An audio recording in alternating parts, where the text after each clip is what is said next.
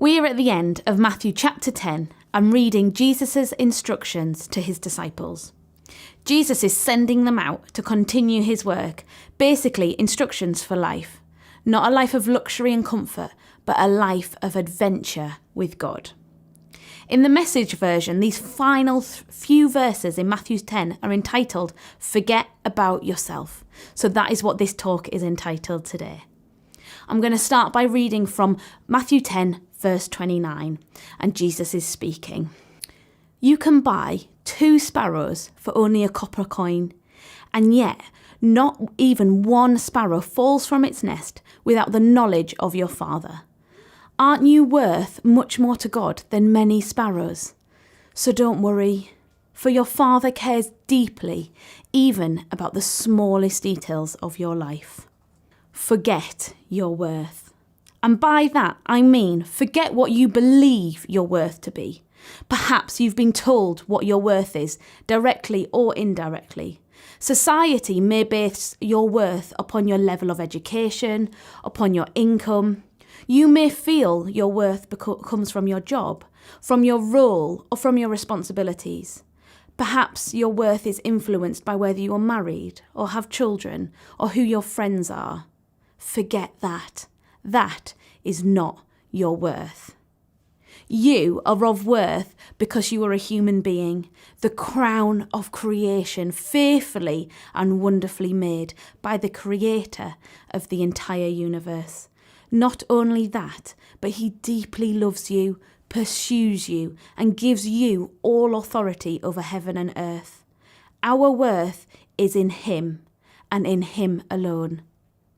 Take some time out today to reflect upon what makes you feel worthy or unworthy, and have a conversation with God about those feelings. Ask him to realign your value with what he says. And if this brings up big emotions for you, or if you have based your worth in different areas for a really long time, I suggest you find some key Bible verses of God's truth about you and speak them outwardly and inwardly throughout your day until they become ingrained, until they become your default thought. So returning to Matthew 10 and joining up verse 32, Jesus continues to his disciples. If you openly and publicly acknowledge me, I will freely and openly acknowledge you before my heavenly Father. But if you publicly deny that you know me, I will also deny you before my heavenly Father. Perhaps you think I've come to spread peace and calm over the earth, but my coming will bring conflict and division, not peace. Because of me, a son will turn against his father, a daughter against her mother, and against her mother-in-law. Within your own families you will find enemies. Whoever loves a mother or a son or a daughter more than me is not fit to be my disciple. It's always really important to read the Bible in the context of whom Jesus was speaking to and into what situation. Jesus here was actually quoting from the Old Testament from Micah. And he was speaking to people who at the time were surrounded by a Roman rule. Now the Romans were a mighty and a successful movement of people that went in and conquered, but instead of killing, unusually they included people in their movement, allowing them all to be who they wanted to be, but be a part of them. This strategy meant that they were powerful and growing. They included all gods under their rule.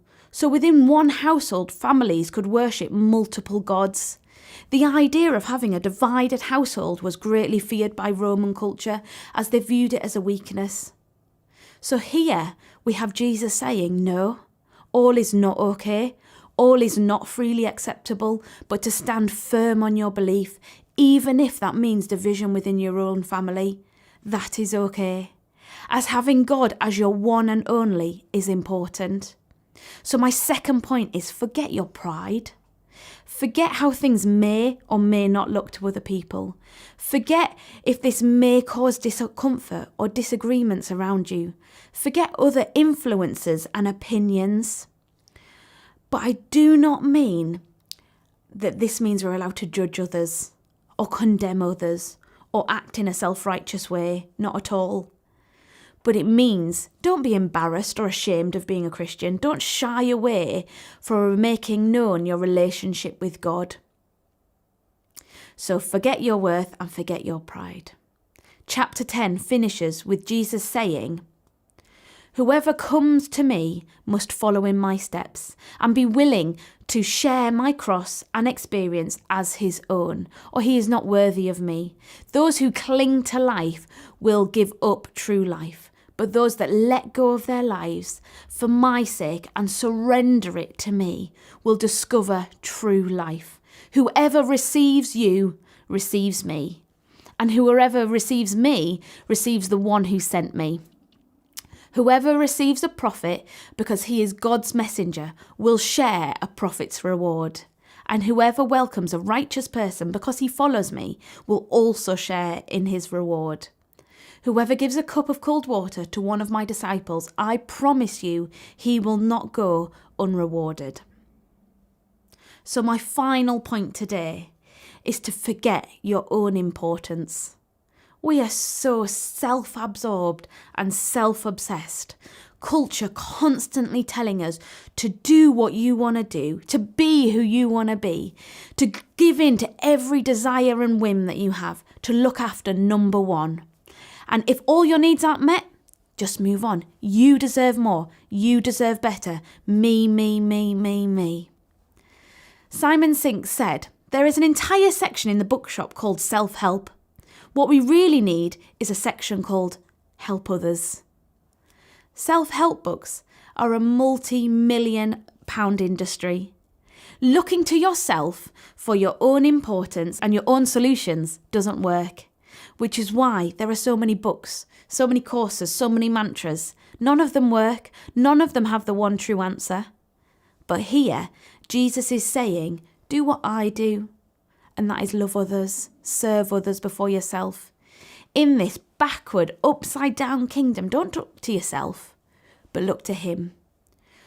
Don't be out just for yourself, but go all out for others. Don't strive in your own strength, but surrender to God. These are our instructions for life. And in some seasons, these are much easier to follow, and in others, much harder. Let's always align our worth, our pride and importance with God's truth. If you are not sure, ask God to highlight anything to you that he wants to unpick in your thinking and your practices today, and just see what he brings to your mind.